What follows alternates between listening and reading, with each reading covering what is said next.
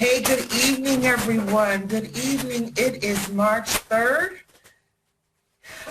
Not spring yet, but somewhere I heard it said that it's the spring solstice, so I'm going to take that. I want to make sure that you all can hear me, so if you would go to the top and raise your the icon that lets me know that you can hear me. Thanks, Kim, Sylvia, see lots of people. I'm going to try to get to everyone that's on the side.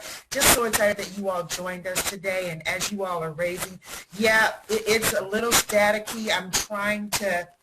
We were trying to work on that during the sound check, so I'm going to be calm. I usually, I get very energetic, but I'm going to try to not be so energetic so that it's not that bad. And I'm also going to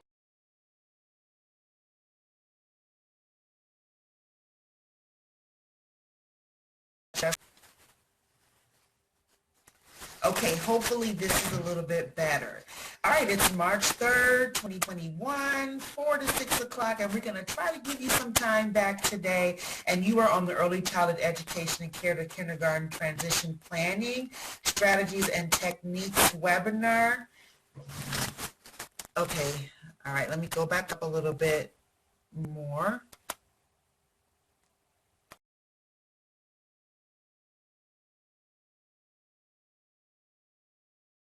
Okay, hopefully that is better.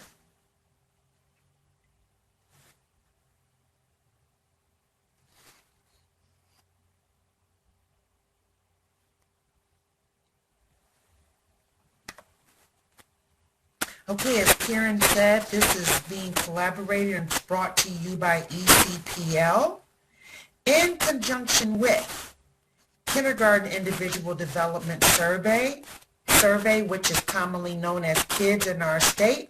The professional learning coordinator for KIDS is Michelle Issp, and this is in support of the Pre-2K Collaboration Project, which is inspired by the Kindergarten Transition Advisory Committee report. And in Illinois, we're not satisfied unless we have an acronym for something, so it's commonly known as the KTAC report, which is a collaboration between Early Childhood Professional Learning Preschool for All program and the Kindergarten Individual Development Survey program, which is the professional learning coordinator is Michelle Issp, and the program director for PFA is Lynn Burgett. I am your host today, along with, okay, some of you are saying you still can't hear me, so let's see what we can do.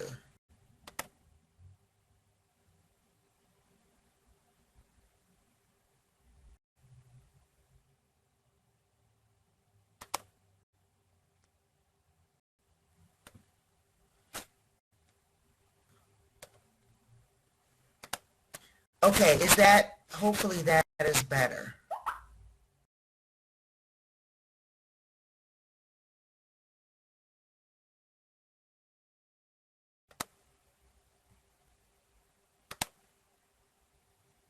Okay, I'm going to try it again.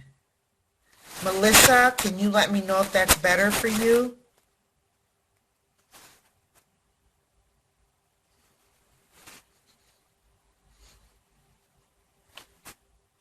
I see Diane Johnson is typing.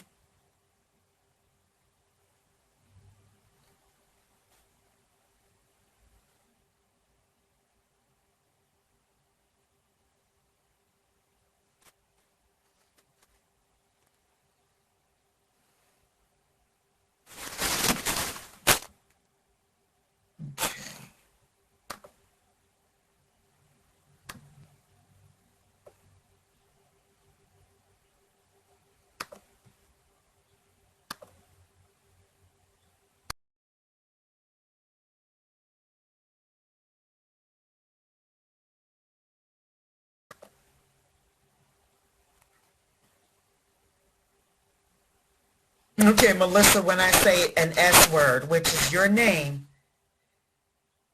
Okay, Karen, I'm going to go ahead and go on. Glad we got some good slides for you all. I am Dr. Antoinette Taylor, and thanks for hanging in there with us. Prayerfully, the sound will work itself out. And if it doesn't work itself out for me, I'm just believing it'll be better for my co-presenters, who just happen to be the wonderful Grace Araya, who's the Director of Community Systems statewide support at the Illinois Action for Children. There is a picture of her and a little bit of information about her. Thanks, Melissa. Melissa, already you're my BFF on Facebook. Thank you for hanging in there, Melissa. It is appreciated. And my other co-presenter, Grace, and I have presented and worked with each other a couple of times. And tonight I'm also joined by Miss Trish Rooney.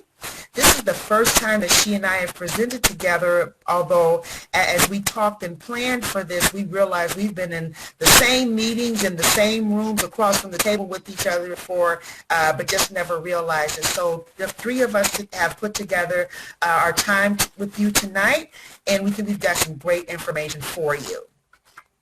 Well, who knew how important this slide would be?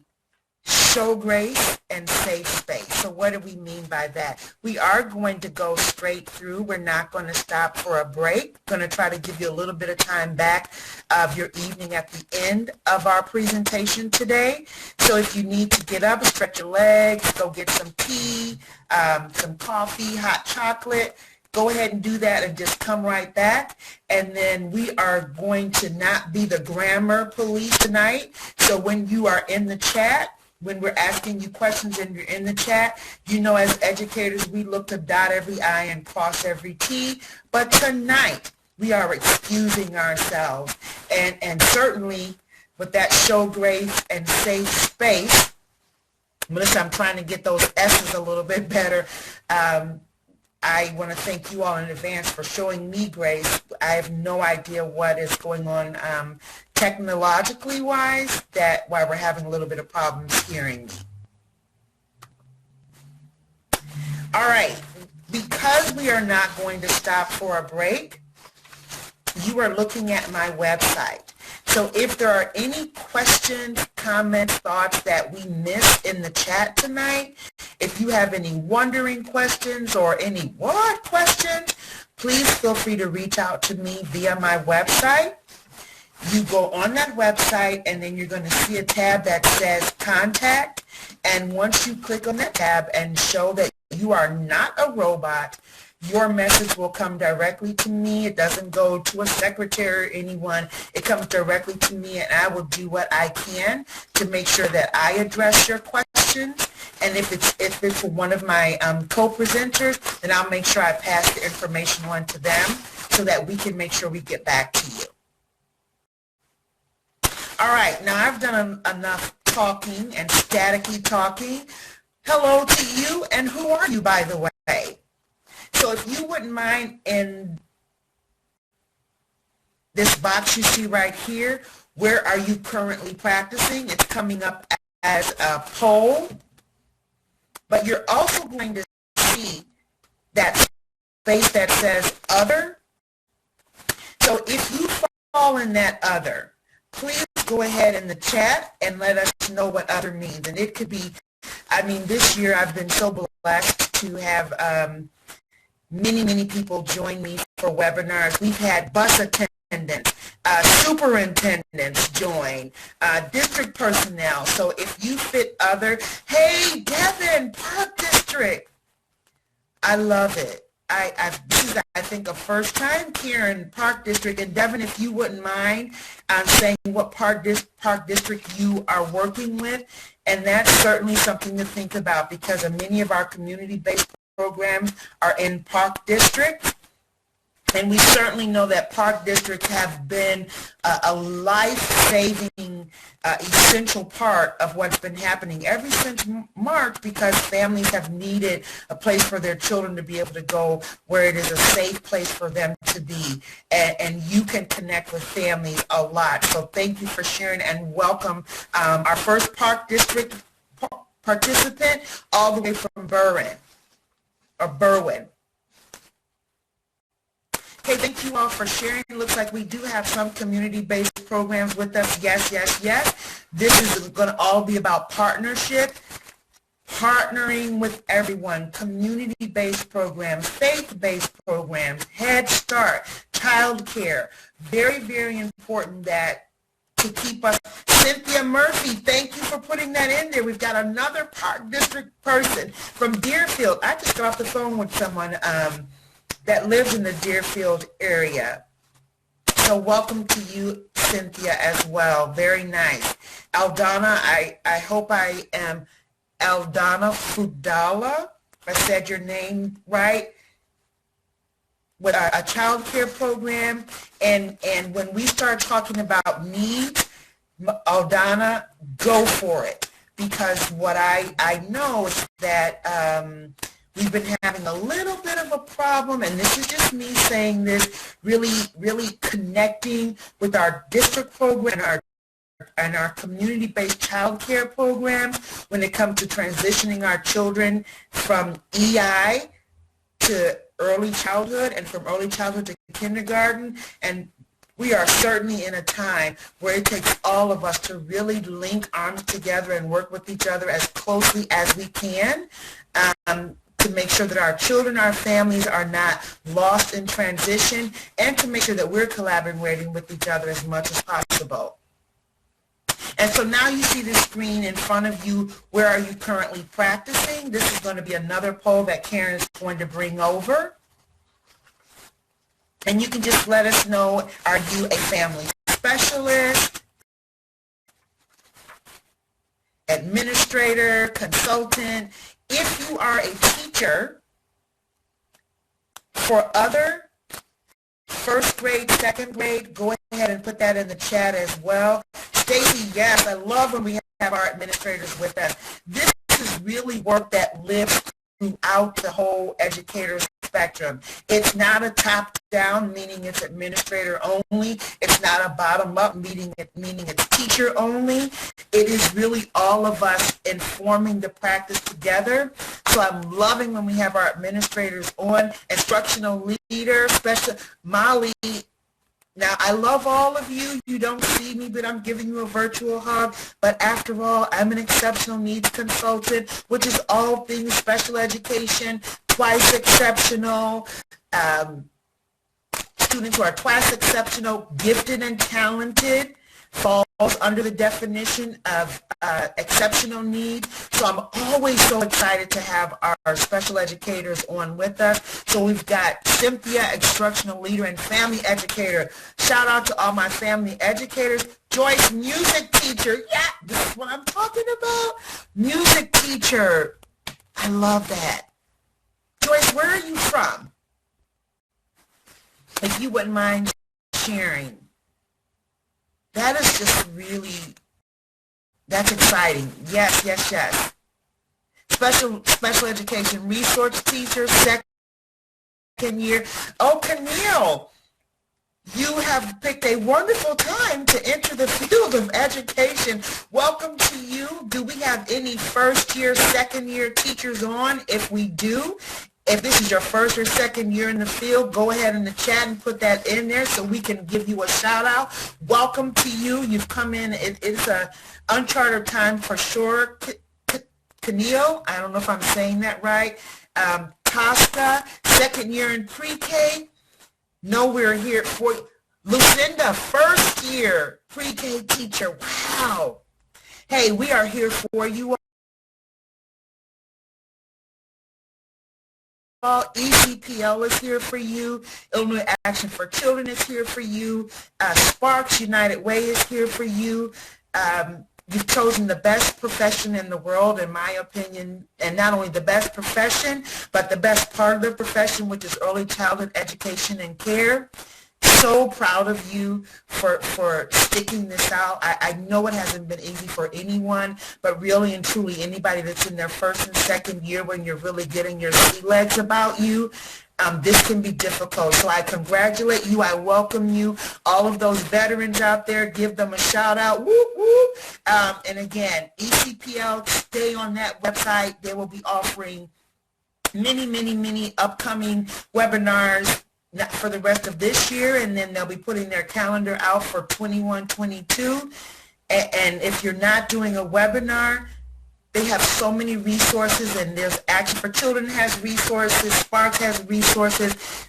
You're never really alone. Jump on the website, find ways to connect, and then always you can connect through these type of webinars. So thanks for sharing, everyone. And then as we move on, graduate student.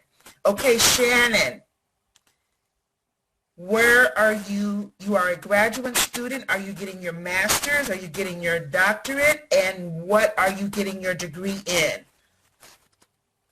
Because I have to tell you, being in school right about now, being in school and teaching school, that is a lot to take on, Shannon. So we just want to encourage you along the way for sure.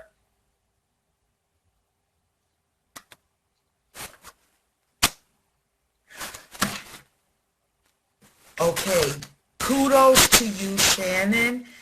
I am touching the screen, giving you all the positive energy that I can as you pursue your doctorate. It is needed in occupational therapy. Love it. You go, girl, and make sure you let me know when you finish so we can congratulate you even more. Thanks for sharing, Shannon. Absolutely, that is wonderful. Okay, we want you to let us know what is one main thing you want to take away from our time together today. And as you're typing that in there, I am looking at it. My co-presenters, Grace and Trish, are going to be looking as well. So take your time and just think about what is the main thing you want to take away from our time together today. And you see that box came over, so you can type right in that box, and then it'll come up on the screen where everyone can see it.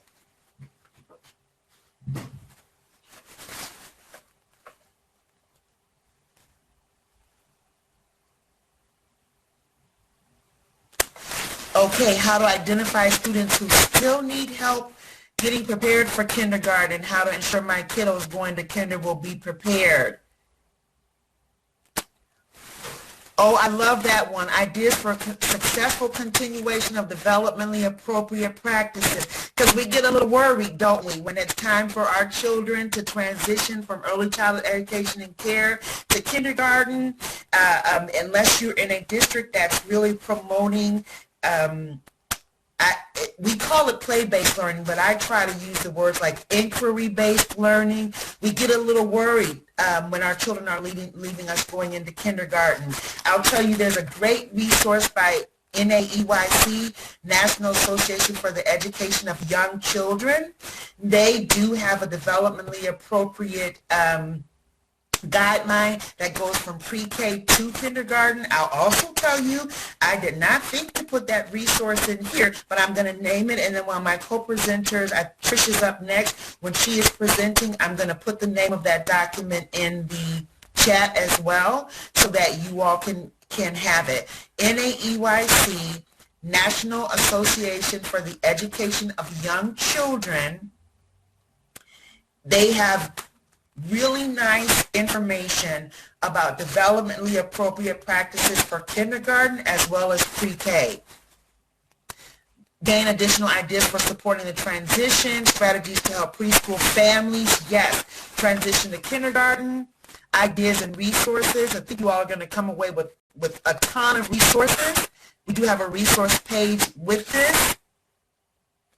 Oh my gosh, what are kindergarten teachers' expectations in these changing times? Okay, I love whoever said that. And so what I'm going to do, if you are with us today and you are a kindergarten teacher, would you please go in the chat and just say, I'm a kindergarten teacher, and it'll automatically be connected to your name.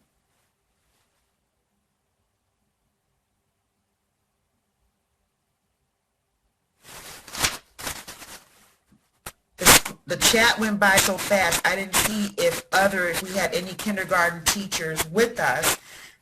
So I'm just going to give you an opportunity to do that. If you are a kindergarten teacher, go ahead in the chat and just say, I'm a kindergarten teacher. Or if you are an instructional leader or an administrator, who works with children in the pre-K to third grade level. That would also be helpful so that we can kind of connect and see who's got those kindergarten expectations. I do know because my work takes me across all grade levels, even up to higher ed, but it would be great if we could share with each other more ideas of what kindergarten teachers are expecting.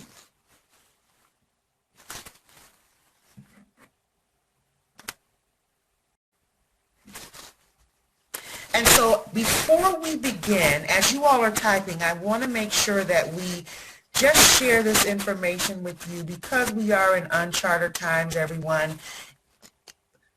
We have to be very, very careful of everything that we're doing. And so I want to let you know that all of the information that is being shared with you today is not meant to impede any of the things that you see before you.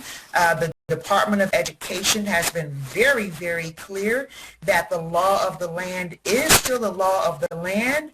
And so IDEA, the Rehabilitation Act, Americans with Disabilities Act, those are all laws that speak to children with disabilities. The Every Student Succeeds Act, which our state does have an Every Student Succeeds Act plan.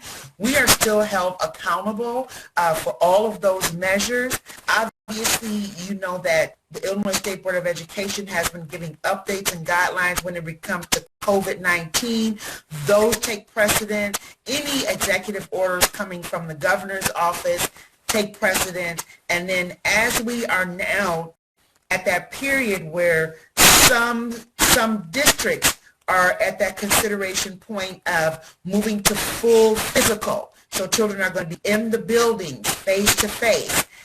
Some are going to remain remote. A lot of decisions coming from your district or your program director, and so quite obviously we want you to take everything that we're giving you today and I was going to say fold it in, but make sure that you are always checking with your district or your director of your program, not only now, but as we're all preparing for the 21-22 school year. So we just want to throw that out there, and then as we throw that out there, one of the things that Every Student Succeeds Act talked about is evidence-based practices. And when we're in times like this, it makes you feel like you're grasping at straws. Because I don't care how professional or how good anyone is as a consultant, teacher, administrator, classroom assistant, none of us have lived through and taught through a pandemic titled COVID-19. And so it makes you feel like, well, what am I supposed to do? How am I supposed to do it? We don't have to grasp at straws. You have your evidence-based practices, your curriculum, lesson planning, the standards. These are all evidence-based tools that we can use as our baseline so that as we pivot to adjust to this moment of the pandemic, transitioning children from early intervention into early childhood education and care, early Head Start to Head Start, Head Start to kindergarten, early childhood education and care to kindergarten, whether it's private, charter, community-based, we always count on our evidence-based practices and then use those to adjust for the moment and time that we are in. This is what ESSA says about evidence-based practices, and this is what it looks like. So as you look at this, I just want you to note that there is a spectrum, right? So we are right now kind of at the top of that spectrum, strong evidence, and those are the things that you, pre-pandemic, you were implementing to fidelity, professional learning, communication with families, using your curriculum, using your authentic assessment, your screeners for children that are coming in. Those are strong evidence-based things. And then you see as you go down to the bottom, evidence-based practices under ESSA, it gives leeway and there's flexibility to say, well, there's no strong evidence for this practice, but there's enough evidence to show, based off of the students and children that I have, that it is what used to be called a promising practice. And so you can implement those things to make sure that whatever you're doing for our students and families and even yourselves as educators, it's rooted and grounded in practices that we know can be generalized and transferable. Now, I mentioned earlier the Kindergarten Transition Advisory Committee report, so I just want to tell you a little bit about what that is, because again, that informs everything the Pre-2K project has done, and if you haven't had a chance to read it, it was a great report that came out in 2018, and the report actually is in themes, and the themes are aligned teaching and learning, aligned assessments and data, and strengthen cross-sector partnerships. When we talk about aligned teaching and learning, this literally means, and it doesn't mean, well, wait a minute, I want to make sure my work is developmentally appropriate. So if I'm aligning, does that mean that now my children that are in pre-K programs are doing worksheets? No.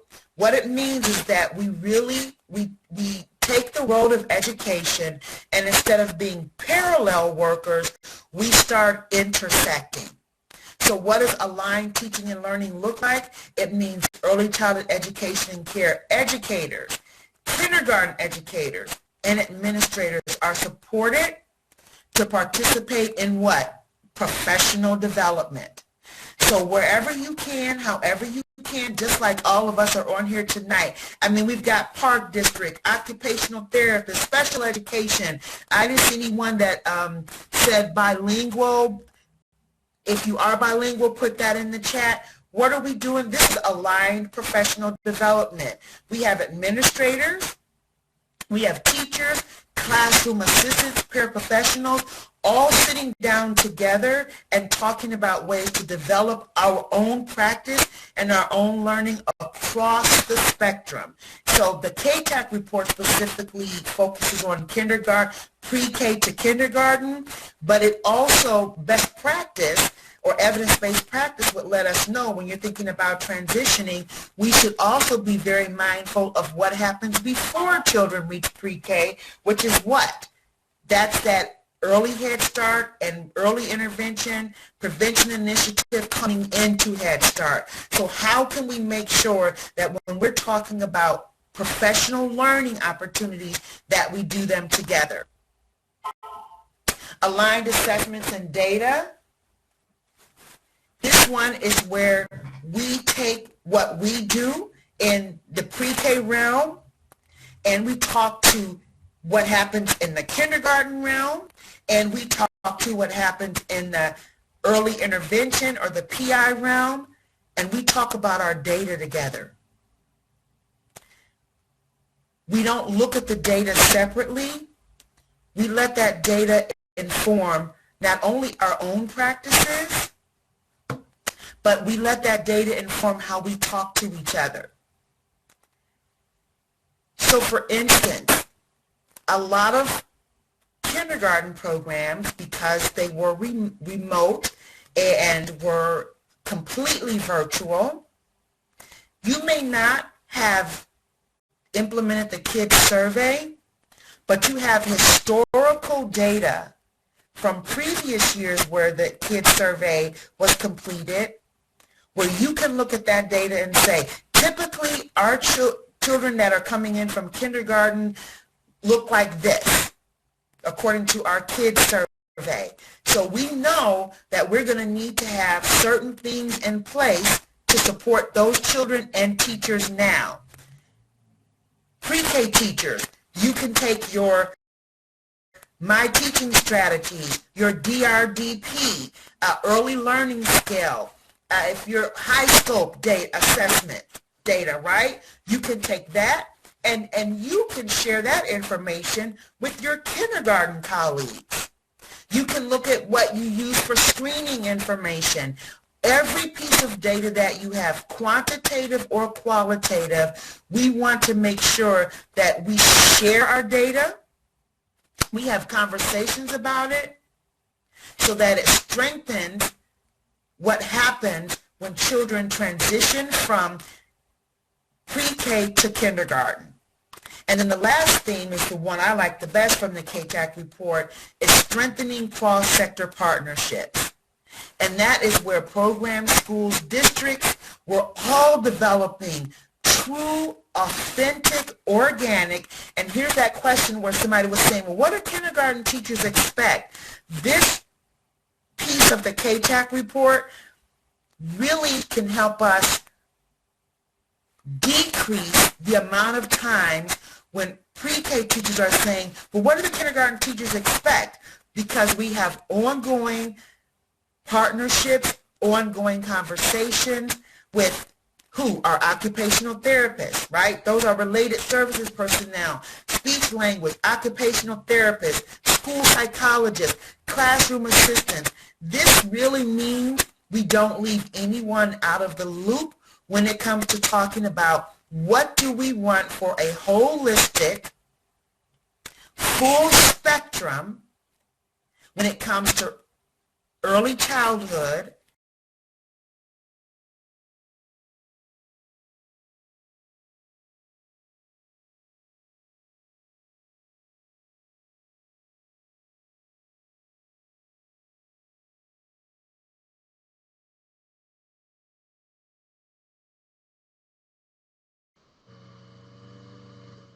Dr. Taylor, your sound is totally gone right now.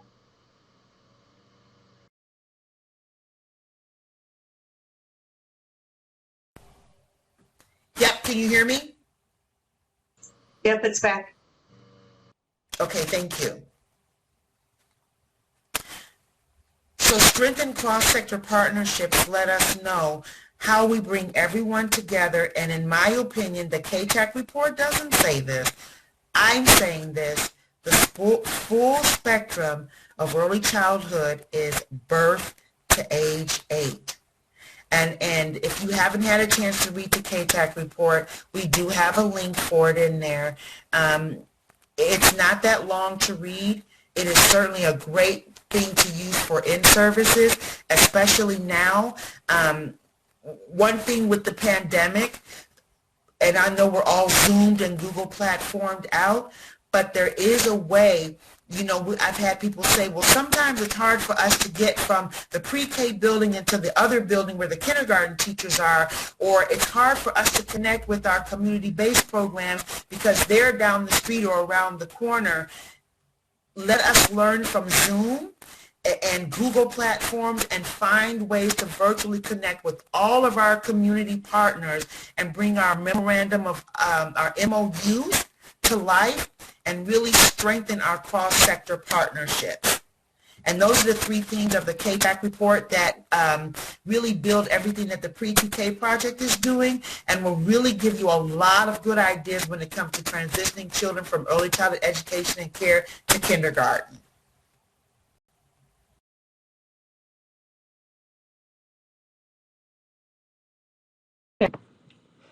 Good afternoon. Thank you for asking me to join in this session today. And today I'm going to be sharing a little bit about our work in Aurora. I currently, just as Dr. Taylor had shared, I'm currently the VP of Programs for Fox Valley United Way, but the part I love the most about my job is I get to lead the early childhood collaboration for the city of Aurora, known as SPARK, which stands for Strong, Prepared, and Ready for Kindergarten. So the collaboration was formed back in 2011, and just to ground us on how we function in our work, and what community collaborations are about. So community collaborations are guided by the principles of community systems development. We often refer to the acronym CSD across the state and in our work, that aims to ensure the healthy growth and optimal development of young children in the context of their families. Community systems development recognizes the value of cross-system collaboration to increase collective benefits by focusing on shared goals, with the understanding that coordinated efforts around a shared purpose yield greater benefits and wider-reaching impact. Collaborations develop coordinated and integrated local service delivery across health, early care, education, social service, and other service systems. These community systems create and implement collaborative strategies and activities that address the unique needs, culture, and strength of local communities.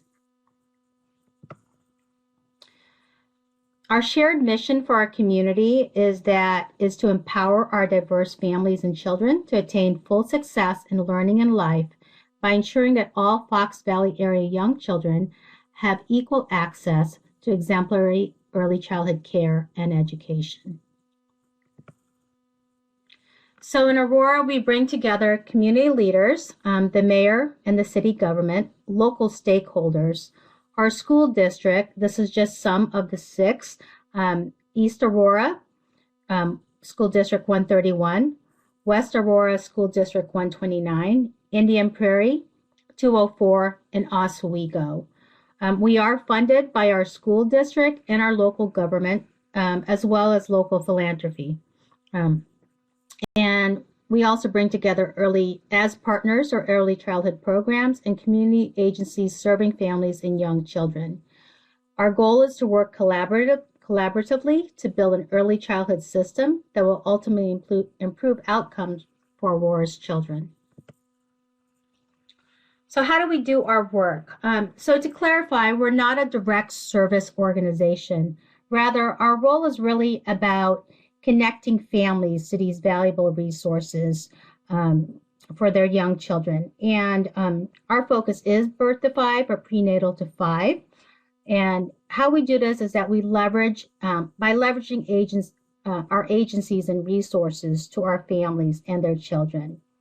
We do a lot of coordination among school district and local agencies for greater impact. And we also work towards building capacity and working more efficiently for our families and children. So one of the ways that I want to share today that we work in partnership with our school district and local agencies is through a program called Gateway to Early Childhood. And we originally called this shared intake because the idea did come from what has been done in the past through coordinated intake and we really wanted an opportunity to test out, and it has become one of our main programs, to test out the idea of a single point of entry for our families rather than, and help them with the navigation of what is already a very complicated system, not just locally for us, but statewide. So Spark's Gateway to Early Childhood program help Aurora's highest needs. So our families who are furthest from opportunity is our target to gain access and equity to early learning and development program across our community. Although our focus are our children furthest from opportunity, this program is for all children in the Aurora area. And how we do this is we have an outreach and engagement program or initiative called Play, Learn, Connect, which utilizes local agencies and school districts in a collaborative outreach to identify and enroll at-risk children.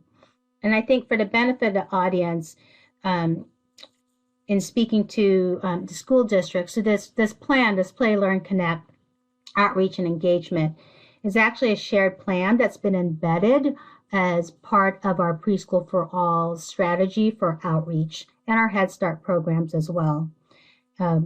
We also offer collaborative way opportunities for free developmental screenings.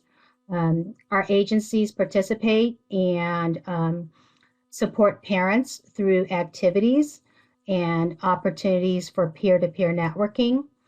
And then the core of this program is this interview process, the single point of entry.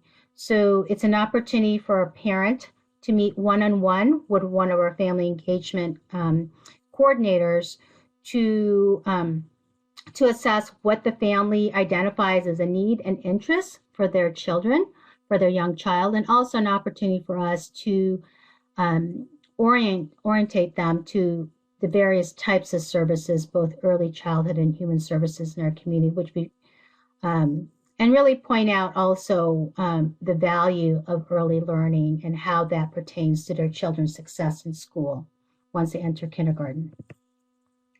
So how does it work? So I've kind of described a little bit. So our family engagement coordinator will work closely with identified staff.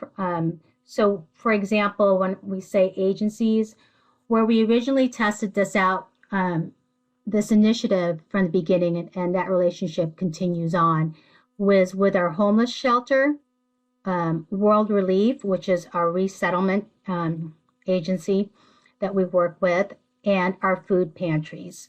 So again, really focusing on children and families who are furthest from opportunity. So our family engagement coordinator work closely with the staff from each of those agencies to develop and implement the Gateway to Early Childhood program, and which are facilitated and will be facilitated in each of the programs. So it actually happens within their program. So we meet them where they're at. And like I said, families are identified, and family engagement coordinator will meet with each one of them, assess their needs, triage, so to speak, and then help families to connect to services. So this next slide kind of demonstrates the path that a family may take. Once we do that intake, a family can choose to call the programs, because we provide them with contact information. Or what more than likely happens, and how we envision this, is really is supporting the family through the process. So warm referrals is what we call it.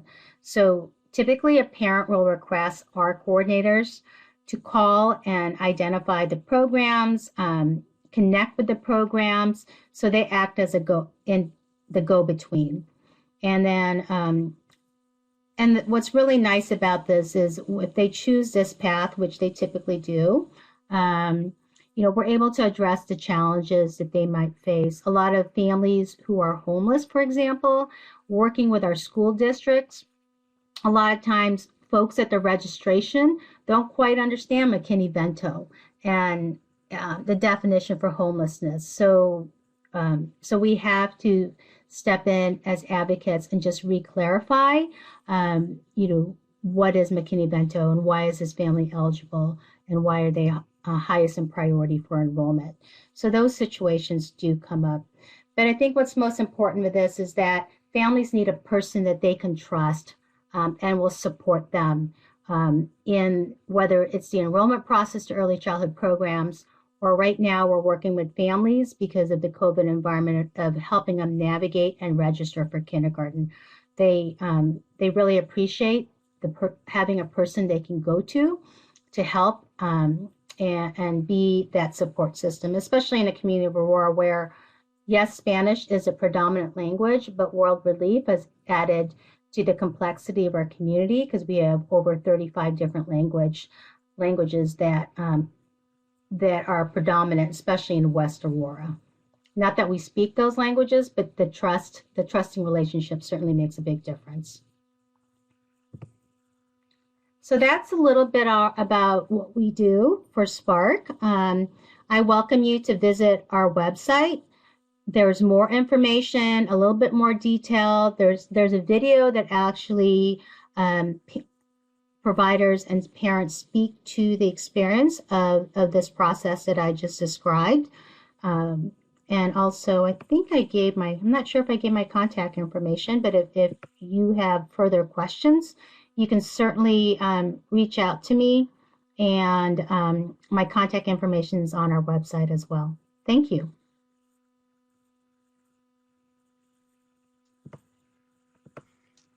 Thanks, Trish. Hello, everyone. I'm happy to be with you all today. Again, my name is Grace Araya, and this topic is near and dear to my heart. I am a former preschool teacher as well as a program director of our early learning program. And so what I want to spend time talking about is the strengthened cross-sector partnerships, right? Because when we talk about pre-K to K transitions, it involves a lot of people. So I'm going to put into the chat what Dr. Taylor referenced earlier about the KTAC report, the Kindergarten Transition Advisory Committee. Oops.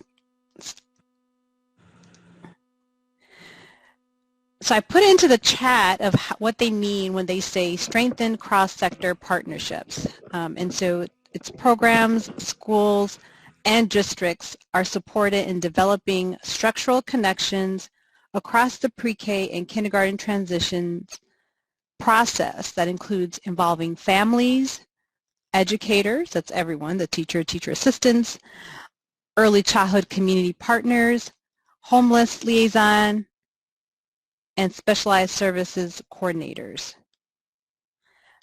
Okay, I'm getting feedback saying the sound is not good. Let's see. I'm having no trouble here. It's very clear. Oh, okay. Thanks, Karen. And I have someone else saying that they can also hear clearly. So I'm not sure, Devin, what the issue might be. I'm getting two different perspectives here about sound. And then someone said lots of static. Okay. Huh, that's interesting how we can have two different things there. Okay, some people said sounds fine to me, so I'm not sure. Okay, I'm going to keep going. So in the definition that I shared about cross-sector partnerships, I want you to think about what stands out to you from that. So I posted earlier, programs, schools, and districts are supported in developing structural connections across the pre-K and kindergarten transition. So what sort of words stick out to you?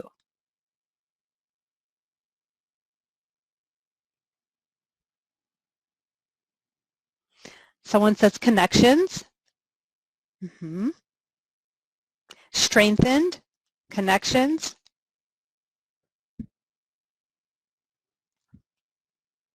Right. Team, collaboration.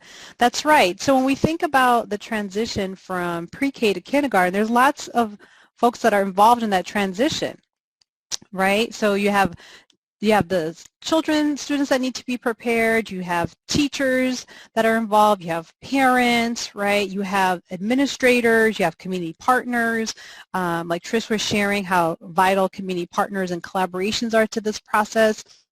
And so it involves a lot of people. And so when we think about that transition, what's sort of happening to have structural connections, right? So it's great when we have relationships that we know the kindergarten teacher, right? But what are we doing to sort of make sure that that happens, whether it's us doing that transition or the next teacher that comes along? So I'll be sharing a few ideas around that.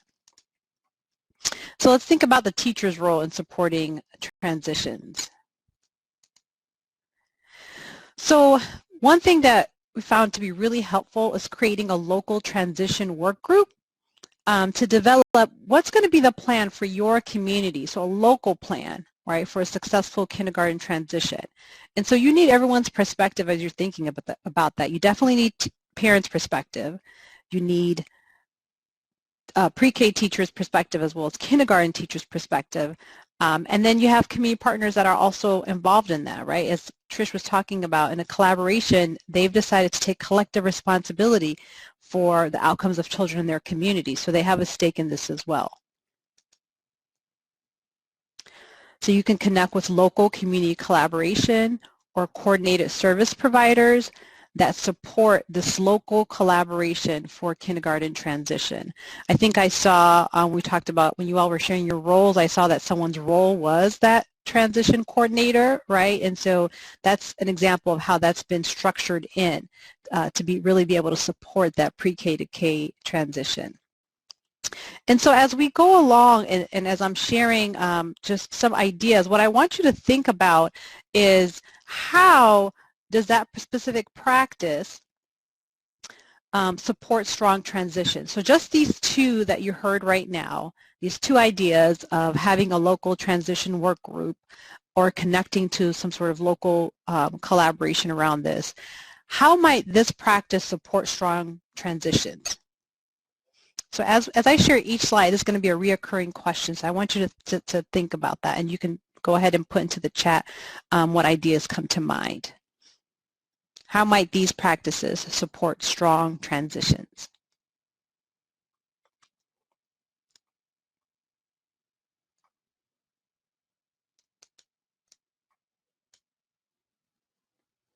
I see that Joyce is typing. It says 2 others are typing. So I'm going to give you all a little bit of time.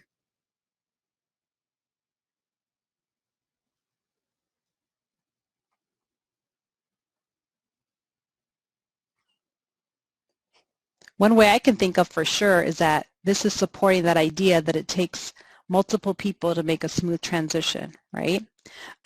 Joyce said local communities better understand the challenges of their own families. Excellent, that's right, they do. And so you want to make sure they're involved. And Monica said makes transition, expectations, and communication smooth because all stakeholders are involved. Building a support system, it takes a village. That's right. That's right. And so you're really exemplifying that, right, through these partnerships. You can keep them coming. As I see them in the chat, I'll go ahead and make sure I can share out with everyone. And so let's go on. Another can be, well, now during COVID, you know, depending on where your district is and what's happening, you may not be able to physically visit, but I know one of the things that we had found really helpful was being able to visit towards the end of the year the space that the children are actually going to be going into, right? And so to get a sense of what the kindergarten program is going to be like, what their day is going to be like. And so anyone have any ideas or things that they've seen how this has happened in a more virtual setting?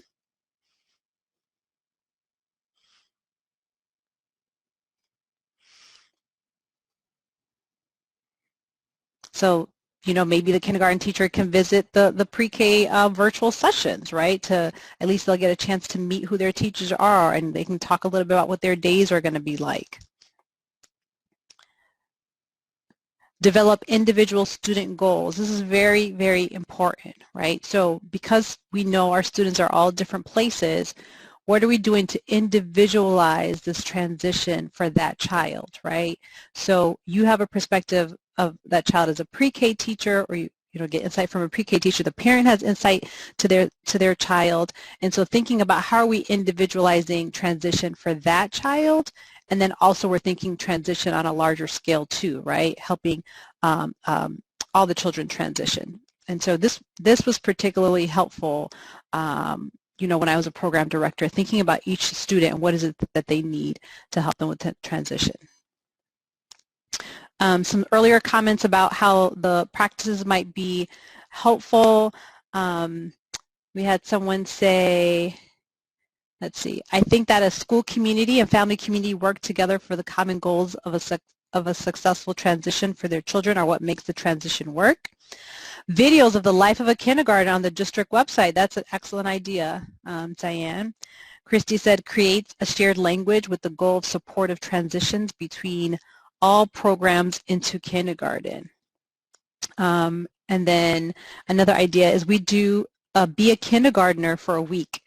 They get to go to a whole group time, try eat lunch, and participate, right, in PE class. Yes, all those things are really important, right, to get a sense of what's happening, what's coming up next. So in just thinking about these two practices of having some way for them to get acclimated to what their environment will be like and working on individual student goals, how might these two practices support strong transitions?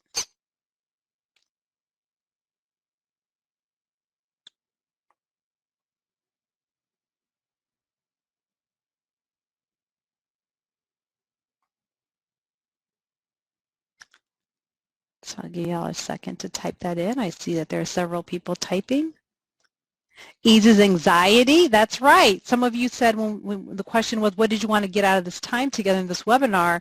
I saw that one of the responses was, how do we reduce anxiety? One way to reduce anxiety is to let students know what's happening, what's coming up next, right? To feel like this is not overwhelming. Cynthia said, ask kindergarten children questions on a virtual Zoom meeting between preschool and kinder. That's a great idea, right? So the children themselves can ask questions. That's excellent. And then you get a sense of what are they really curious about, what are they anxious about, so they can get that out. Getting children comfortable with settings. Oh, now they're really coming in. Getting the opportunity to meet and greet. Yep, that's excellent. And then having Zoom meetings during professional development days to collaborate with pre-K and kindergarten teachers. That's right. That is so key when pre-K and kindergarten teachers can begin to have conversations of what are the expectations, what they can do to help prepare the pre-K students coming in. Excellent. Thank you all for sharing. So some of you started to say a little bit about this in the chat, but another way is to have aligned professional development, right? So when you think about the transition from pre-K to K, it's really important when the teachers are on the same page. So having a professional learning community is really important, right? But one specifically that focuses on key things, right? So developmentally appropriate practice. That's so important for that community that's created between pre-K and kindergarten teachers. I know this is an area where, you know, people have very strong perspectives about what's developmentally appropriate, and so being able to talk through that in a community. Another is addressing challenging behaviors, right? I know in preschool, the social emotional development is very much emphasized, and so there's lots of strategies that are used to address challenging behaviors, and so learning from each other how that is addressed, right, and sharing tips and strategies. And then also talking about observation and assessment. What's the difference? How do you all assess children? We use authentic assessment. What do you all use? How do you observe them? And so having those conversations and opening the door of communication is very important. Another huge thing is family engagement, cultural competence, implicit bias, trauma-informed practice. These are all key things that really impact children's experiences, right? And so I know early childhood is really emphasizes family engagement, so there's lots to learn from each other and the different settings and contexts that we're in and how we sort of do this. And so this is very, very powerful. I can remember when we did this and really understood how important that pre-KK transition was and started to get together with the kindergarten teachers in our community. So we were a community-based organization, Preschool for All and Head Start, and we got together with our local elementary school with our kindergarten teachers there. And we did have a learning community, and the teachers just very much appreciated being able to learn from each other, to hear from each other, and then visit each other's classrooms. So our pre-K teachers went to go visit them in kindergarten. They learned some things. Oh boy, we need to start doing some of these things to prepare our kids. I remember our bilingual teacher learned a lot from the bilingual teacher in the elementary school about how the resources she's using and the practices. And so that professional community is very, very enriching. Okay, so how might having this aligned professional development, again, the same question we've been asking, how might this practice support strong transitions, having an aligned professional development or this professional learning community?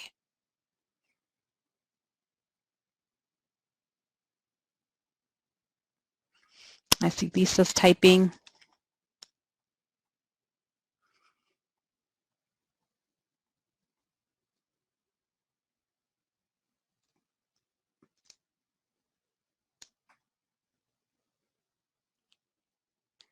It's like everyone starts typing at once and they're all going to come together at once. But I'll try to get through as many as I can and call them out. So Lisa said, by doing this, we are all on the same page and have a better understanding of expectations for each, right? So the more the teachers understand the practices of other teachers, and they're also able to have some insight and ideas of how they can prepare their own students, right? And then the kindergarten teachers can have a sense of what the pre-K students are coming with, right? Because they have a sense of what's being covered, and they know how to prepare for it too. Okay, see if anything else is coming through. Okay, Leslie said, link information from pre-K to kindergarten from early learning standards information. This will help children get help that is needed for behavior, social, emotional. Yes, that's right. And then Virginia said, this will help us know what we each expect and gives us the opportunity to work on things that we might have missed. Yes, this is so key. That really has been my experience when we did this at my program. Let's see, another thing, collaboration to make sure we are providing the pre-required skills needed for kindergarten. Yes, that's helpful. I see only positive outcomes for children and their families with this kind of aligned interaction. I agree. There might even be areas that teachers struggle in regarding transitions that can cause them stress. Yes, that's right. As you're thinking, I know we're focusing on pre-K to K transition, but I do remember even within our program where children were transitioning from the 0 to 3 program to pre-K, and we used a continuity of care model, and so the teachers in our infant toddler programs had them at 3 months all the way until 3. So they were more stressed about the transition, handing off their babies to the pre-K teachers more than anything else. So we spent a lot of time just dealing with the stress that the teachers were experiencing with that transition. So thank you for bringing that up. That's a very valid point. And so let's see, Lisa said, as a pre-K teacher, our area really lacks in connecting Head Start with local school district. Yes, that can be a challenge, and I can say that even for us, it took us a bit of time, right? But we kept at it because we knew how important it was, because we would hear from parents and say, hey, when they leave from you all, we're finding that it's hard for us to get as involved, or we're dropping them off at the door, and usually in a Head Start program, families are coming in, and so as we heard more and more from families, we just kept at it to make sure that we can get that relationship with our local school district. Let's see, and then Christy said collaboration between the two settings will allow for an easier transition for children. That's right. If the adults do the hard work of talking to each other, it will support children in transitions. So if anything, when we talk in this section that I'm talking about cross-sector partnerships, I want you to remember that the adults in the children's lives need to be the ones really actively reaching out to each other to collaborate and to include each other and build those partnerships for the sake of children having those smoother transitions.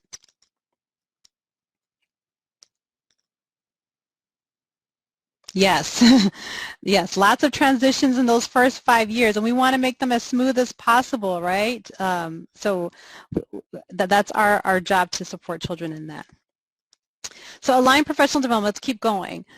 Peer observation between pre-K and kindergarten teachers, this is sometimes just having conversations is one thing, but when you actually see, right, classrooms and you see them in action, I know it's a little different now in the situation that we're in, but I'm sure if we get the concept, we can be really creative about how to still do this type of practice. But it's just really key. You may observe a Zoom call, with the kindergarten teacher, how they're interacting with the students, and vice versa. So that peer observation, there's lots of things that you learn. There's really power in observation. Foster two-way communication and engagement between pre-K and kindergarten teachers.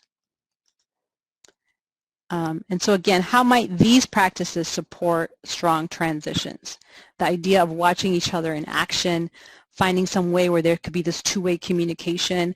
I know, again, what I remember about this two-way communication is, especially for our children that had IEPs, my pre-K teachers were really of course, invested in how they're doing and how the transition is. And so knowing that they could email their kindergarten teacher, knowing that because they had that relationship, there is that two-way communication. And then the kindergarten teacher can reach out and say, hey, how did you deal with this, right? Maybe it didn't come up when you were initially doing the transition planning, but now that they are actually in kindergarten, some issues are starting to come up. So what's happening to foster that two-way communication? So making sure it's not this just one-time thing that, we have this big event where we're all meeting and talking, but what's sort of happening to foster that over time?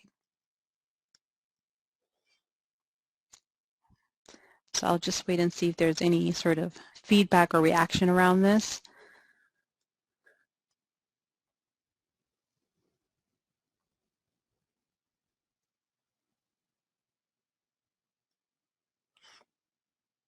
Okay. All right, so parents, how to help parents transition.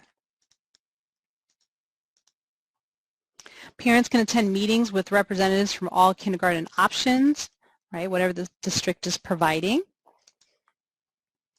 Participate in kindergarten tours or open house.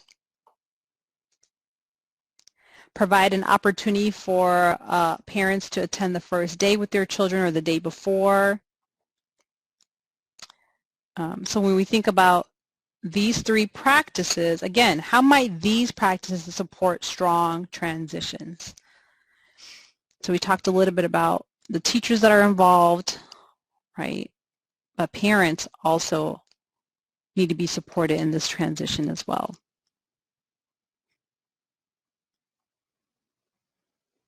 Because the more they sort of understand what the process is, the more they're able to support their children as well. Let's see, Tosca's typing. Parents will know what their children need and be able to support them. That's right. But if they sort of don't have an idea or know what to expect, then it'll be harder to do that. Techniques that foster positive behavioral support is important to share this information for a smooth transition. Helping children succeed is an ongoing process from one educator to another.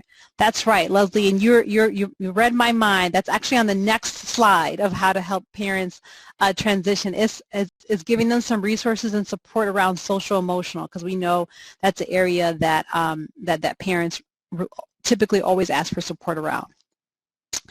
Kim said, especially for first-time parents. That's right. This is key for parents to understand what is expected. Then they can support their children better in transition. And then Tosca shared, we do a special home visit with families that have a student going into kindergarten so they can ask questions and we can go over things that they can practice over the summer to support them before the next school year. Wow, that's amazing. That is really a lot of support for that for the family, to have that individualized time to be able to have their needs and concerns expressed. That's wonderful.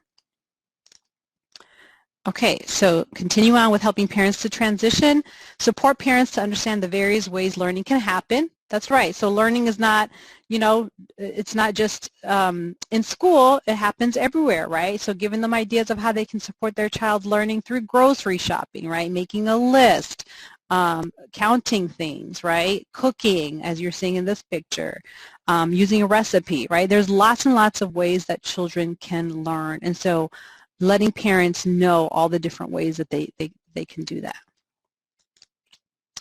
Provide ideas of activities that can be done at home to support learning. Some of you have mentioned that. And then hosting workshops that focus on social emotional development, right? You all have mentioned that in the chat earlier. That is an area that we can support parents as we think about transitioning to kindergarten. So again, how might these practices support transitions?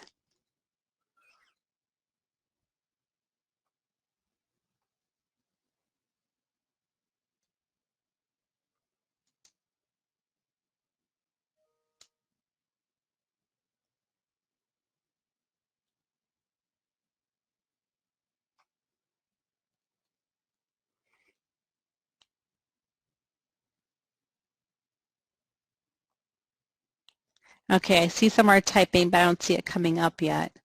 I'll go on and then I'll share if it comes up.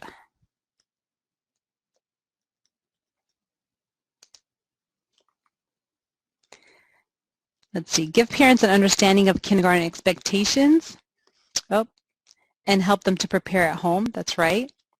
Previous year's parents sharing experiences with this year's parents. That's an excellent idea, Cynthia. Yes, there's so much power in sharing your story, right? And sort of validating parents' experience of feeling like this is new, I'm not sure, but hearing from another parent that said, oh yes, I felt the same way too, right? That's really powerful.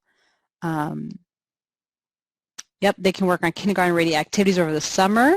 Yep, and state level or practice. That's right. Those are all really great ideas, so making sure we're utilizing that summer time too. Other things you can do is provide information on free community resources, including parent education. Trish mentioned several things that they do to work with families, and so making sure that families are aware of all those resources. And then if you're able to, provide on-site resources, right, such as food bank, mental health services, tax preparation, any sort of resources that you're able to provide on-site is always helpful for parents. And so, again, just thinking about how might these practices support strong transitions, right? If we want parents to sort of focus on helping their child transition, but there might be other immediate needs, and so it's important that we are also thinking about that. And last but not least, and some of you mentioned similar ideas to this, but offer summer boost programming, right, to reduce summer learning loss and allow children and families to become familiar with the new school setting. So wherever there's opportunities to sort of do that, I know in some areas they might do it for a week, some do it for 3 weeks, some are able to do it longer than that. But whatever you're able to do, it is really helpful in supporting and helping children to become ready for kindergarten. Okay, that's my, I'll stop there. Thank you all. I'll pass it over to you, Dr. Taylor. Thank you so much, Trish and Grace. Just looking at these chats coming in, I've got all kind of Post-it notes here. So before I go on, I'm going to go back and try to address some of the questions that I saw to make sure that they are addressed.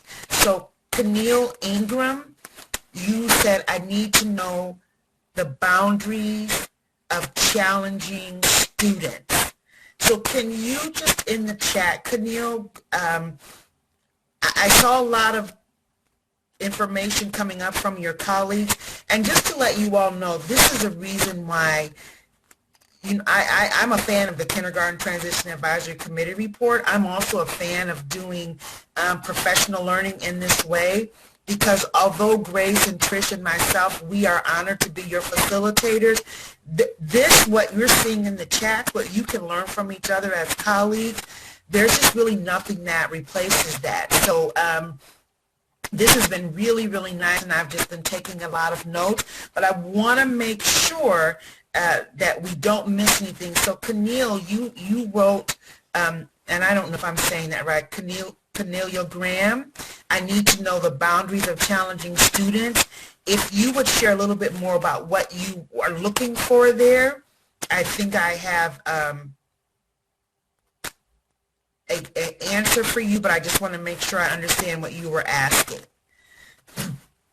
And you saw that some of your colleagues were saying, yeah, making sure that we understand a little bit about where they are coming from and where they are going to when it comes to challenging behaviors and expectations of students. That's really important because, well,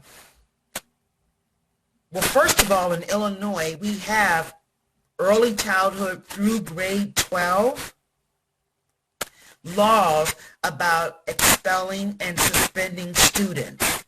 So we know that the law is there, but what we want to do is really have practices in place rather than just saying there's a law that says you're not supposed to suspend students, there's a law that says you're not supposed to expel students. The fact is, some children have atypical behavior. They are in duress. That duress shows itself up in behavior. What do we do about that? So, Keneal, it looks like you're typing. As Grace said, sometimes it's a little bit delayed. While she's doing that, I want to let all of you all know that the National Center for Pyramid Model Interventions, you can go in any search engine and type in NCPMI. Okay, there we go. Stop. If my students are exceeding expectations, what are the limits of taking them further? Okay. Taking them further beyond the pre-K curriculum. So, Keneal, what you want to do is go back to your standards, your Illinois Early Learning and Development Standards. They come to us with a spectrum that is vertical and horizontal. So when you look at your, and it's the Illinois Early Learning and Development Standards, we do have a link for that in the resource slides.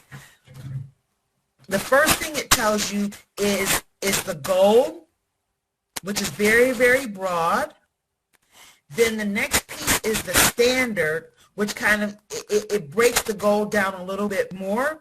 But then there are benchmarks, and those benchmarks are the vertical spectrum of children's growth. In Illinois, the Illinois Early Learning and Development Standards are actually written to correlate to kindergarten. So when you look at, if you have a hard copy book, you would see it at the bottom.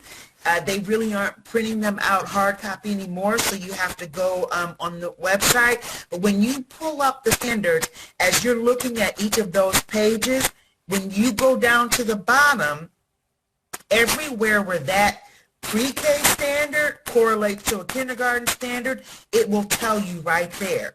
So what does that mean? First thing you're going to do when you're working with your pre-K students, Camille, and for all of us, you're going to always focus on what is the standard, what is the goal that you're working towards, right? That's very important. You do that. Then you look at the benchmarks, because the very top benchmark would be, I don't want to say it's the easiest, but they do go from easiest to hardest. So say you reach a student and they're hitting all of those benchmarks, right? Then you move on to the next goal. Each goal builds upon the other one, and each one is a little bit more difficult, and those benchmarks give you the spectrum. But then as you look at the bottom, the performance descriptors is the horizontal spectrum. So Camille, those horizontal, within the performance descriptors, it will tell you students should be doing this, and then that lets you know how to inform your teaching. And then as a student progresses, you're looking down at the bottom of that page where it says, this goal, this benchmark correlates with this kindergarten standard. And although we always use the standard that makes sense for the child developmentally, functionally, and chronologically, right on that book it says these standards are for children ages 3 through kindergarten enrollment. So you do that, and then another thing, Camille, I would say you look at is whatever assessment tool you're using. The assessment tool that you're using is going to tell you exactly what, if any, domains children are beyond that pre-K curriculum. And I'm saying that because you want to address the whole child. So you may have a student that when it comes to language arts, they might be beyond the pre-K curriculum, as you said. But then when it comes to math literacy, they might be right in the middle of the pre-K curriculum. And then when it comes to social-emotional development domain, they might be a little challenged, right? So always look at your assessment. We talked about that earlier. We want to use our assessment data not to say, well, what's wrong with these children, but to say, how can I help these children? What does the assessment data tell me about the children? Not only one particular child across their developmental domains, but as well as all of my students. So that would be the best way I would answer that, Camille, because remember again, under the law, we have to use evidence-based practices. So whenever you're looking at the standards are built off of research. They are built from scholarly review. You never can go wrong if you look at your standards and say, okay, my intent is going to be to teach children X, Y, Z. And in Illinois, again, I will say the Illinois Early Learning and Development Standards, it says it right on the front page, are for children ages 3 through kindergarten enrollment. And I will also tell you if we have any early Head Start, 0 to 3, the Illinois Early Learning Guidelines go from birth to age 3. So from the Illinois Early Learning Guidelines, birth to 3, the Illinois Early Learning and Development Standards, 3 to kindergarten enrollment, and then the new Illinois Learning Standards for kindergarten, they all touch each other. They all touch each other. Okay, thanks, Camille, for that. There was another question I saw. Oh, no, it was a statement. Joyce, a localized partnership for each city district can work better than a large government program. I wanted to just validate that statement that you said, because truly you know your constituency better than anyone else. So we get the guidelines from the State Board of Education. That is what their job is to do. They are the state education agency. Through the governor's office, they have the governor's office for education. Yes, they give us guidelines according to what the federal law says, but you always will find, and that's why it's usually guidelines, because, oh, you're welcome, Camille. We know that each district understands their constituency, understands their family better. So you might take an idea, like I love what Trish was sharing about what they're doing in Spark, through Spark in Aurora. You can take that idea and then you begin to say, what would this look like, sound like, feel like in St. Clair County, a smaller county? What would this look like, sound like if I'm working in an area that has a lot of immigrants? You take that same idea that she was so gracious to share with us, and then you retrofit it to where you are. So that's why, especially with professional learning opportunities like this, you don't always hear us say, you must do this and you do this in this way. What we do is we give you the information, give you the resources, and then trust your expertise in knowing your community, knowing your family, knowing your teachers. The only thing I would say there, Joyce, is that we want to just caution ourselves against saying, oh, that would never work here. And sometimes you get a great idea and your mind immediately goes to, well, that wouldn't work in our district, that wouldn't work in our program because of X, Y, Z. Open your thinking just enough to say, well, if we did this, if we did that, this would work in our district. So that's the only thing I would say there. And then LaMonica Boynes with, hi, by the way, LaMonica, how are you doing there? And Jill Parolin, you all really touched upon some things that I just really want to emphasize to all of us. Both of you said building. In your comments, you were saying building, building, building. To really have a strong transition from in early childhood, early Head Start to Head Start, 0 to 3, prevention initiative, early intervention, to early childhood, to kindergarten, you've got to build it. So that takes time, right? Don't get frustrated when it feels like, oh, I just want us to get here. You're moving, but sometimes slow and steady wins the race. But building, just think of anything else that you build relationships, Jill said. You know, working in a smaller environment to build relationships. Relationships are built. The transition process is built. And as you build it and you begin to develop it, that's where you have those transitions that are, as we've been saying, it's not just the administrators know, or the teachers know, or the classroom assistants know, or the pre-K teachers know what's important to them, but they don't know what the kindergarten teachers are saying is important to them. We really are all coming together with our knowledge base and whatever tool that we bring. It's just like if you have to build a house. You're going to have a pretty funny looking house if the only construction worker you have owns a hammer. You need people that come with all kinds of tools and all kind of expertise at the table. I'm doing well, LaMonica. Thank you so much for asking. Okay, I'm going to move on, but I just wanted to go back and make sure that we addressed that and did not lose anything. And then also, as I said, I put in NCPMI. That is the National Center for Pyramid Model Innovations. You can go into any search engine and type in NCPMI. It is most of the things on the NCPMI website are free. Great tools for, they actually put a lot of tools on there for working with families and children during the pandemic, especially for those families that have their children at home and the children are really struggling with being at home and not being able to be in school. A lot of free resources for the National Center for Pyramid Model Intervention, and then CASEL, C-A-S-E-L, I'm going to put that in.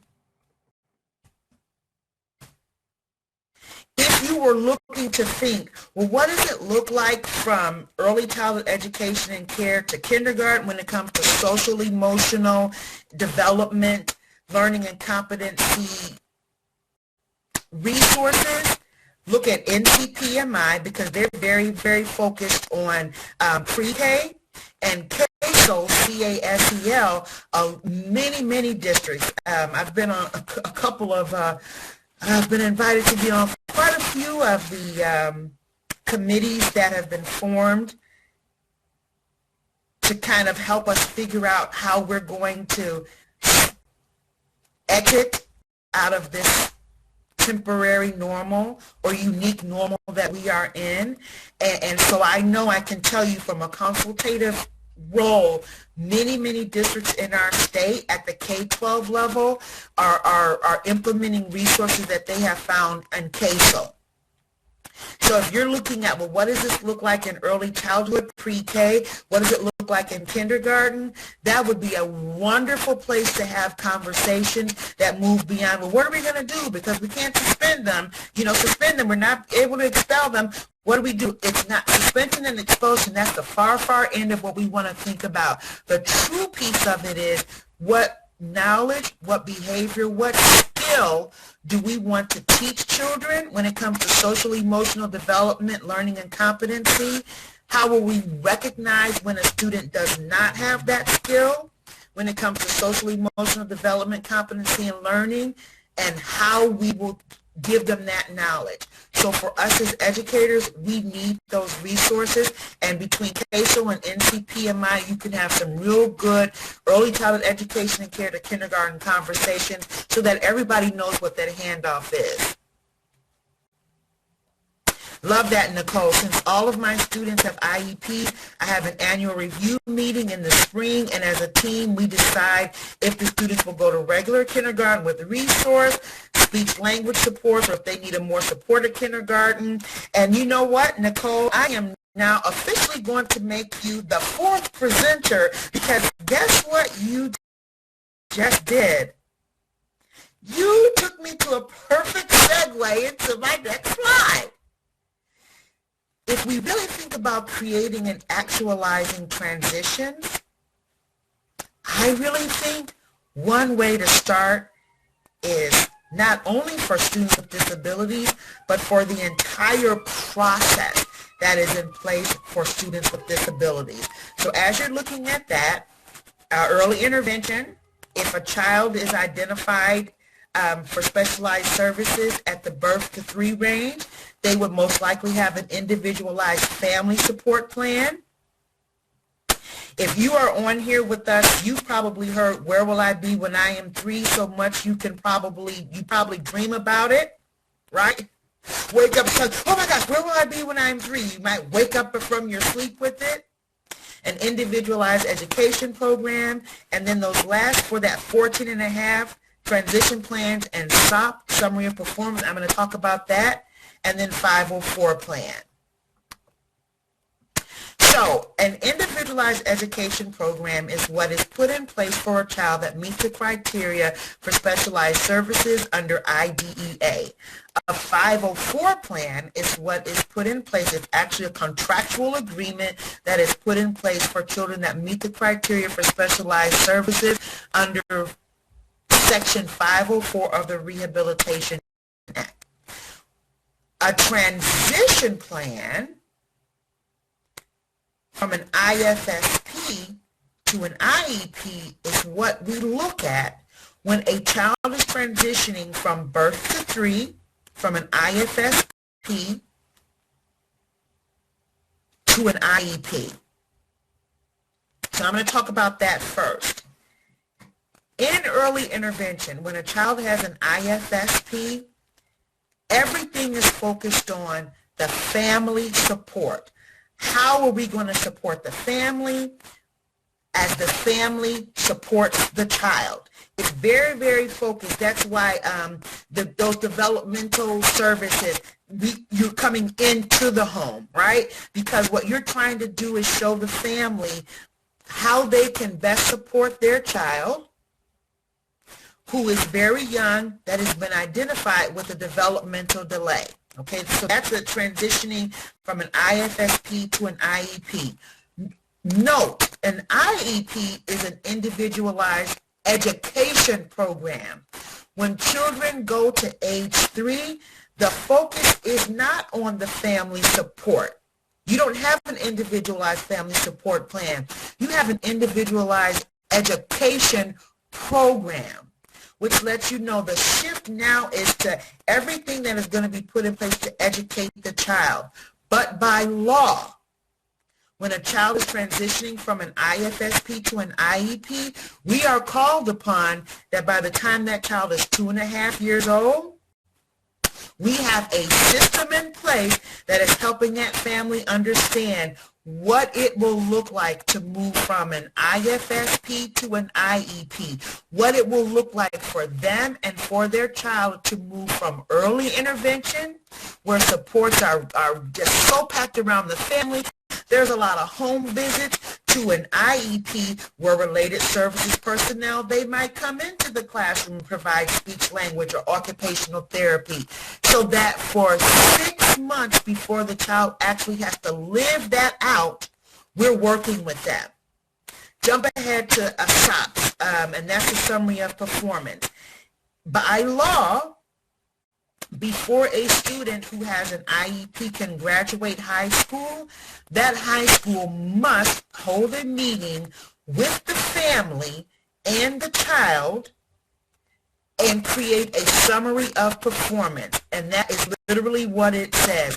It is a summation of all of the supports that were put in place for that child, how they learned, what their life will look like beyond high school, what supports are needed, what's out there in the community.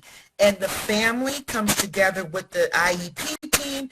They create that. They must have it in writing so that the family understands, and students who are cognitively capable, they understand. So say if that child is going off to college or community college or university, or they're going to a job, that summary of performance lets everybody know this is where you are, this is how you learned best, this is what it will look like when you move on from us. Okay, so that is an IEP process. So the first thing I'm going to say to all of us is, when we're thinking about transitioning children, this is key. If you have a child that has an IEP, if you have a child that has a 504 plan, it is very important that you are having that discussion not only with your kindergarten colleagues, but you're having that conversation with the family so that they can adequately say, this is my child's program. We meet annually, or we just had a special evaluation for these reasons. We want the family to really be able to articulate their child's needs well, and we don't want it to be like, well, I'm afraid that they're going to prejudge my children. We want to take all those stigma, thanks, Cassie, we want to take all that away so that families can freely believe that they are able to talk about, as the professional in raising their child, the only person that is the professional in raising the child is the family member.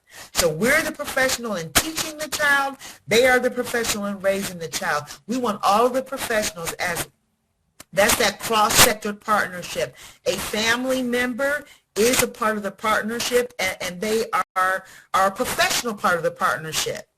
So now, thinking about what I just shared with you about an IEP, going from an IFSP to an IEP or a summary of performance, what could we learn from the specialized services process that we could generalize, like, oh, okay, when children are going from EI to pre-K, or pre-K to transition, pre-K to K, we could take what we just heard about an IEP process or an ISP process, and we can generalize that to put together great transition plans for children. So you don't always have to have a child that has a disability to learn from that process. So what could you generalize from what we just talked about, especially from that, where will I be when I'm 3? And as you all are typing, just think about that process literally starts 6 months before the child will turn 3. 6 months before the child will turn 3. What type of planning could we think about 6 months out before the end of the school year that might help us, first of all, collaborate with each other, secondly, support families, and then as the school has a family-school connection, we wrap ourselves around the children. Conference in the spring to meet with parents and have a kindergarten teacher represented. We could do that. We could really do that a little bit easier with Zoom or Google right now, because we don't necessarily have to try to figure out how we're going to get people different places.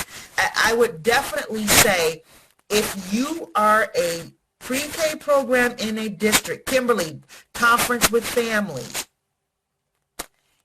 if you are a PFA program or Preschool for All expansion program, for your compliance checklist, you have to sign an MOU, Memorandum of Understanding, and it must be with a community-based organization. How do you bring those to life?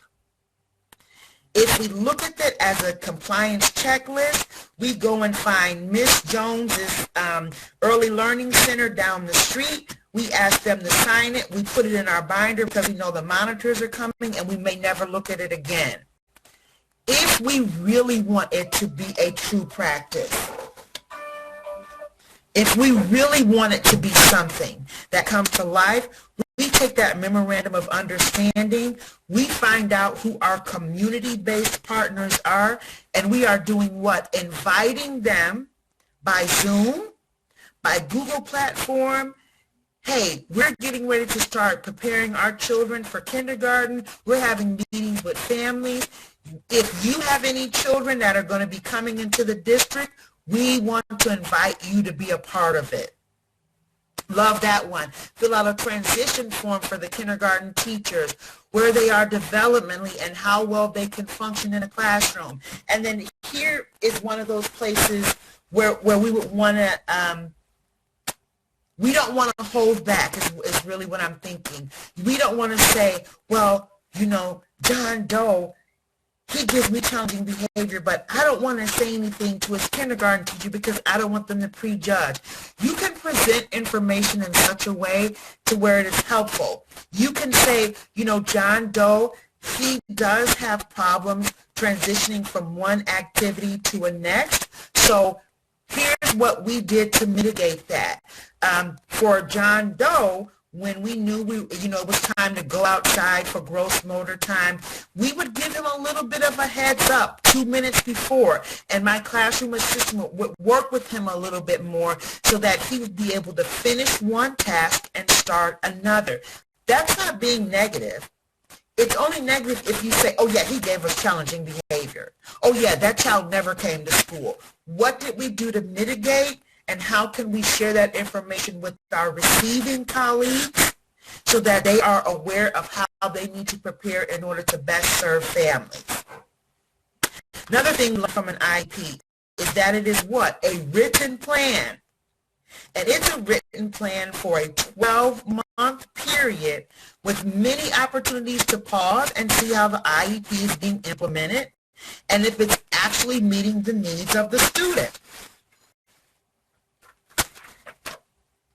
Quiz coming up, hint, hint, I'm giving you part of the answer, hence the slide says written plan. So, how can we make a similar process work for transitioning students from EI to pre-K or pre-K to K, what do? And most of you all, some of you have been saying that, what you put in writing. And you know, the written word is really, really powerful, everyone. When you put something in writing, the chances that you will go back and hold yourself accountable is much more than the kind of, well, I got it in my head. If it's in your head only, no one else can read your mind and understand that.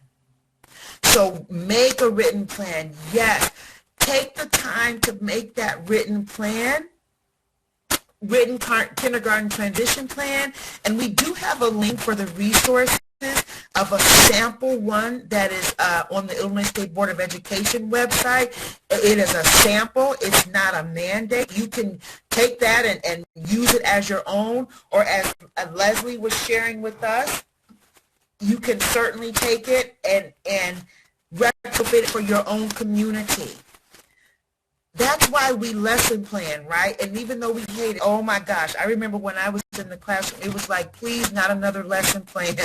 But the lesson plan is important because it really makes you write down everything that is crucial to implementing good learning experiences for children throughout a week. It also makes you have something to come back to, right? So you're able to come back to your written transition plan and say, oh, you know what? We said that right around March, we would be preparing children and families for transitioning to pre-K from EI or pre-K to kindergarten by doing these things. Then you ask yourself, have we done that yet? Teaching is hard. Things get busy. You may have very good intentions. Grace Araya, I'm about to throw us way back to the Partner Plan Act conference. But what happens when good intentions are not enough, right? Having that in writing, it's such a way and that we can kind of go back to it. And it's also a way to make sure that everyone knows. When you all were talking about building relationships, and it's not just the family relationship, we even need to build collegial relationships. When Grace was saying, you know, EI teachers are like, oh my gosh, my children are going into this early childhood classroom. There's a bit of a nervousness there, and I've consulted in this country and in this state long enough to know many pre-K teachers, oh, Dr. Taylor, please help us. My babies are going into kindergarten. It's not going to be developmentally appropriate. They're going to be sitting there, you know, sitting at desk, working on worksheets. My district doesn't really think play-based learning is really learning. I'm nervous for my children. So we're building relationships, not just with families. We've got to build that relationship and extend communication amongst ourselves as well. That written plan means we come to the table. We all know what we're talking about. We can make sure that the person sitting next to us understands what we mean as well. So there, you all passed the quiz, that written plan, and yes, it does take time. Oh my goodness, it does take time. But once you've got it there, you have something that's really nice to go on. Then that IFSP. An individualized family support plan, again, and I'm giving you that answer, a written support for families. And I will tell you, many families who did not have the benefit of having a well-written transition plan from an IFSP to early childhood, they're in shock. And sometimes that shock turned into, well, the pre-K kid, they didn't know what they were doing for my child. And it's not that they weren't good teachers or they didn't know what they were doing. It's that when you shift to that IEP, the whole purpose is kind of growing the child up. So where an IFSP, and this is just an example of really of something that happened in a district I was consulting with. You know, with an IFSP, the family could tell the caseworker, oh, we're having a problem with our electricity bill.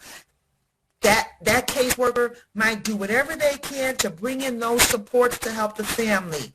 IEP, you're telling a teacher, I'm having a problem with my electricity bill.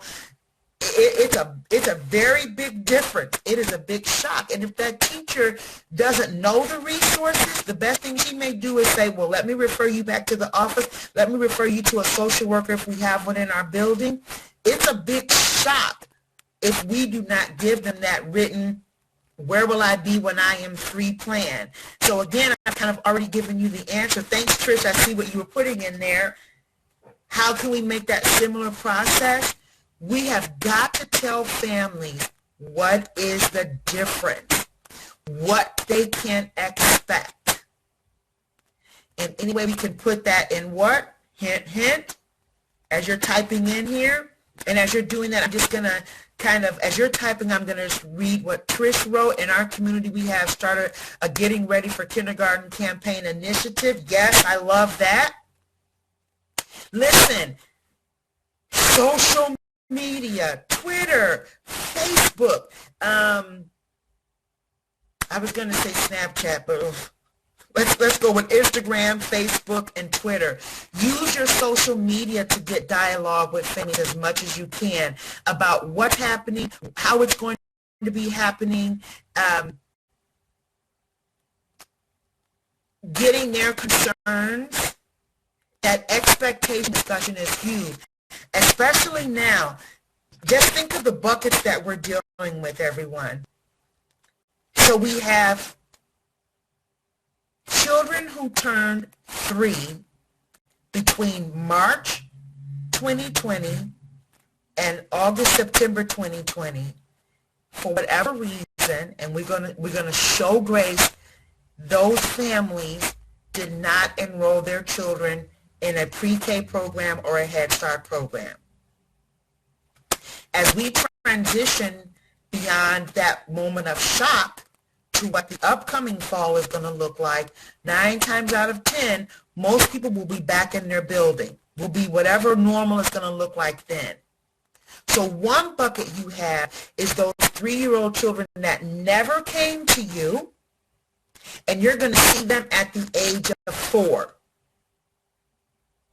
You also are going to see those children who are on that typical road of they're 2.5, where will I be when I am 3? They're going to be coming in. So what are the expectations that we can have with families that we need to be talking about amongst ourselves when you have 3-year-olds that you never got a chance to see, who come in at the age of 4, and 2.5-year-old children who turn 3, all coming into a program at the same time. On the K-up side, we know, unfortunately, at this point in time in Illinois, compulsory age of attendance is not until children are 6 years old. For that reason, the data that we're getting from the Department of Ed and across the country, and even in Illinois, I was just actually with the Illinois Principals Association last week presenting, and many of those administrators were saying, Dr. Taylor, our enrollment is so down, we're almost down by 80%. They're really grappling with, okay, what is it going to look like now when those children enter 1st grade, because the families, for whatever reason, again, showing grace, did not enroll their children in kindergarten, and by law, they don't have to be anywhere until they're 6. So we've got a lot of administrators looking at what is this transition going to look like, because if those children were in a pre-K program and then the parents did not enroll them for kindergarten, that's a year that they've missed. Same time, some of those principals were saying, okay, we know that it's going to be different because we have children that are 5 that may have been virtual all year, and then now to come back into a kindergarten building face-to-face, What is it going to look like? Have those conversations early with each other and often so that you can present a united message when it comes to talking to families. And then last but not least, I'm just going to give a little idea for a social story. I am a huge fan of social stories. And Lisa, you're right. Sometimes it's very hard to get those children ready for the next step. And it's like the earlier you start, the better off you'll be. Because what's eventually going to happen is you're going to be able to develop tiered support for your families who are telling you, hey, I'm just really nervous about this whole thing, versus your families that are saying, okay, we think we're ready, we're good to go. Tiered support for the students, as well as the tiered support that is going to be needed for educators as well. I want to just share an idea with you before we close out about social stories. I'm a huge fan of social stories, and this is something that you can do if you have children that are with you now, and even if you're virtual. This could be a great homeschool project that you could work on and then do for show and tell if you are back in your building face-to-face, or I know a lot of districts are thinking of doing that after they come back from spring break or for this last quarter. Social story that is created with the students is wonderful. This is just one I made up. You can take this and run with it however you'd like. So the title or cover page of your social story might be something like, I'm getting a new teacher. Okay, that's your title page. Open up the social story, because I'm going to be a kindergarten student when classes start. If you're not sure, and quite frankly, none of us are 100% sure where we're going to be at in August or September, you don't have to say, I'm going to be a kindergarten student when I go to school. Just say when classes start, or you can say next year, or you can say, I'm going to be a kindergarten student in August. I'm going to be a kindergarten student in September. Now is where we get that conversation going. We want children to be able to tell something about themselves. I want my kindergarten teacher to know my favorite food is blank. I want my kindergarten teacher to know I like to blank. Then we validate the experience of children and families when we say having a new teacher will be different. But I know Miss Romper, I'm dating myself now, will always love me. That's as we kind of prepare them to say goodbye to their current teacher and say hello to, I'm getting a new teacher. I can't wait to meet Miss Crump. I'm a fan of Andy Griffith. So there's Miss Crump. So stories go a long, long way for helping children get out their anxiety, letting the families work on these things with them, helping you start connecting with your kindergarten colleagues. If you find out, if you know in advance who that teacher is going to be, having them be a part of it. I think Grace was talking about you may not be able to go by a building. You can certainly, especially for children with disabilities, drive around, where the schools are and begin to have conversations with your children there as well. Lisa Hatchett earlier said, as a pre-K teacher, our area really lacks connecting Head Start with local school district. Please, please, please let us be mindful of our colleagues that are in Head Start, Park District programs, community-based programs, archdiocese programs. Let us look at our MOUs and see who did we say we were going to partner with. If you just reach out to the person you said you were going to partner with on your MOU, I can guarantee you, if you say to them, hey, can you help me connect to other community-based programs? They're going to say, oh, yeah, I know I have a friend who has a learning academy over here. Let's pull everyone in together as much as possible so that we can truly build those collaborations for our children and our families. That's it. As we close, I just want to remind all of us, life without rest is not sustainable. We are coming up on the anniversary of where we went from the handwriting is on the wall that, oh, this looks like this is going to be something a little more serious than we thought, to, okay, this is our reality for now. It has been challenging, professionally and personally, for so many of us. Rest when you can. Life without rest is not sustainable. Teaching without rest is not sustainable. Parenting without rest is not sustainable. Nothing that we need to do is sustainable if we're not resting. So whenever you can, however you can, relax, relate, and release. Again, if we missed any of your questions, comments, or thoughts in the chat, you can reach out to me through my website. Trish and Grace, just if you want to jump off of unmute yourself. It has been such a pleasure to work with you yet again, Grace and Trish. I'm looking forward to our upcoming one on April 14th. It's been such a pleasure. And the goal of Trish and Grace and I coming together, everyone, is so that we could give you a lot of ideas, but we could speak to you with one voice. As we've been telling you, speak with one voice with your families and across your cross-sector partnerships. This is our attempt, and thank you, ECPL, for being open to this, to kind of put our money where our mouth is, not just tell everyone else, you know you need cross-sector partnerships, and then not actually live them out. So Grace, Trish, it's been a pleasure. If you guys want to jump off mute and say anything, and if not, we will turn it over to Karen. I just wanted to thank everyone for just engaging. It was just wonderful I know we're not in person, it's not the same, but it was wonderful to hear your thoughts and your insights and your wisdom. So thank you for that. And thank you. I echo Grace's sentiments as well, and the opportunity to get to engage with all of you.